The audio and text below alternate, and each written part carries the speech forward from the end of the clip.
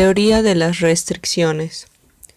La teoría de las restricciones, Theory of Constraints, TOC, es una metodología desarrollada en Israel por el físico Eliyahu Goldratt, quien comenzó a analizar problemas de negocios casi de manera casual. Un amigo tenía dificultades para programar la producción de una fábrica que producía jaulas para aves. Goldratt quedó muy curioso con el problema y desarrolló un programa de computador innovador que permitió aumentar la productividad de manera extraordinaria, sin elevar los gastos de operación. La TOC es una metodología al servicio de la gerencia que permite direccionar la empresa hacia la consecución de resultados de manera lógica y sistemática, contribuyendo a garantizar el principio de continuidad empresarial. La meta del sistema empresa. De acuerdo con Goldratt, la meta de cualquier sistema industrial, comercial o de servicios es ganar dinero en el presente como también garantizar su continuidad en el futuro. El primer paso es reconocer que el sistema fue constituido para un propósito. No creamos nuestras organizaciones sin ninguna finalidad. Así, toda acción tomada por cualquier nivel de la empresa debería ser juzgada por su impacto global sobre el propósito de la organización. Primero necesitamos saber cuál es la meta global del mismo y las medidas que van a permitir que podamos juzgar el impacto. La meta, eficacia empresarial. El sistema empresa es eficaz en la medida en el que alcance el propósito o los objetivos para los cuales fue creado. En el contexto de la teoría de las restricciones, la excelencia empresarial tiene como única medida global la utilidad continua a través del tiempo. La utilidad neta constituye en la máxima garantía que permite remunerar. La consecución de la meta es limitada por la existencia de por lo menos una restricción o cuello de botella. Medidas globales en función de la meta de la empresa. Las medidas de desempeño local deben expresar el significado de la meta. Las medidas deben permitir a los administradores conocer el impacto de su gestión sobre el resultado global. Las medidas de desempeño deben expresarse desde el punto de vista financiero. Los desvíos ocurren de dos formas, haciendo lo que no debería ser hecho y no haciendo lo que debería ser realizado. Goldratt define las medidas financieras como la base principal para evaluar la meta de la organización. La teoría de las restricciones propone la utilización de tres medidas íntimamente: la utilidad neta, el ROCE, el flujo de caja. La utilidad neta. Ella mide en términos absolutos la cantidad de dinero que el sistema empresa está generando. La ganancia, throughput, es el índice que revela la generación de dinero que logra la empresa a través de las ventas. La ganancia corresponde al valor de los productos vendidos, menos los valores pagados por concepto de materiales, comisiones a vendedores, transporte, etc. El ROCE, el retorno sobre el capital empleado, tiene como propósito dimensionar el esfuerzo necesario para el alcance de un determinado nivel de ganancia. El retorno sobre el capital empleado es definido matemáticamente como la utilidad neta dividida por el inventario. El flujo de caja. El flujo de caja es la tercera medida propuesta por Goldratt. Se trata de un indicador de equilibrio que se constituye en una condición necesaria para el buen funcionamiento de la empresa. La TOC es especialmente diseñada para mejorar la meta de la empresa a través de un proceso continuo destinado a maximizar la explotación de todas aquellas situaciones, recursos, procesos, etc. Teoría de restricciones, cambio en el orden, incrementar la utilidad, reducción del inventario, reducción de costos. Principios básicos de la TOC. Balancear el flujo.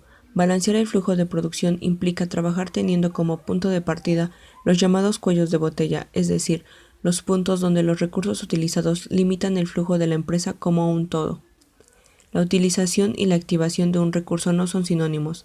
La activación de un recurso no lleva a la empresa a obtener el mejor resultado, pero sí la puede conducir a la ineficiencia.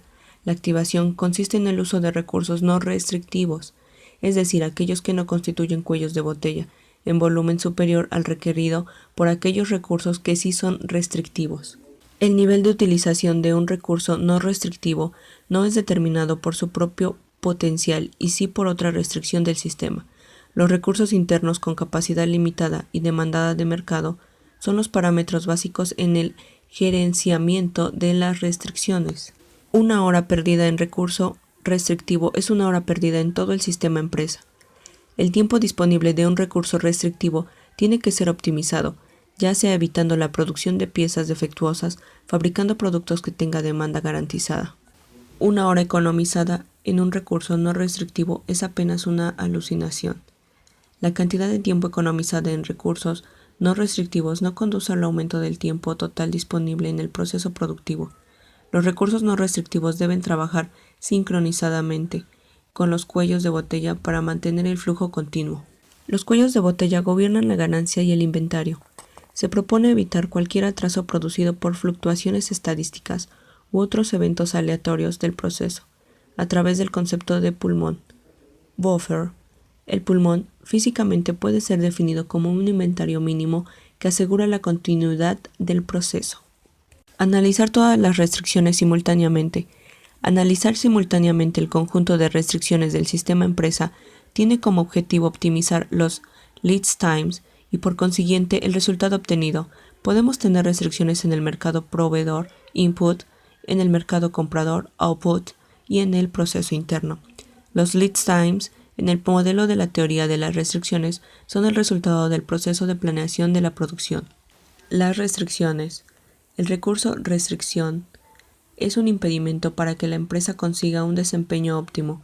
Por tanto, está íntimamente ligado a la generación de throughput, que se define como la velocidad a la cual el sistema genera dinero a través de las ventas.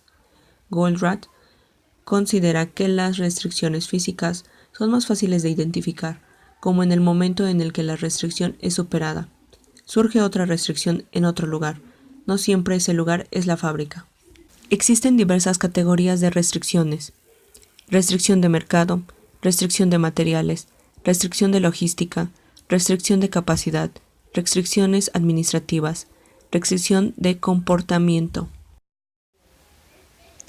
El sistema DBR, Drum Buffer Rob, programar las entregas de productos a los clientes utilizando las fechas de entrega.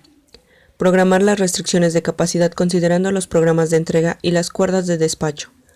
Optimizar los programas de las restricciones de capacidad. Programar el lanzamiento de las materias primas y componentes teniendo en cuenta los programas de las restricciones y las cuerdas internas y de ensamblaje. La regla del correcaminos. Instruir a todos los recursos para que funcionen según la regla del correcaminos, esto es, si un recurso no tiene nada que hacer, que no haga nada. Si tiene algo que hacer, que lo haga tan rápido como le sea posible. Si tiene más de una cosa que hacer, que haga siguiendo el orden de llegada, salvo que el mecanismo de control de las operaciones indique otra cosa. Fenómeno del cuello de botella. El programa de optimización de la producción.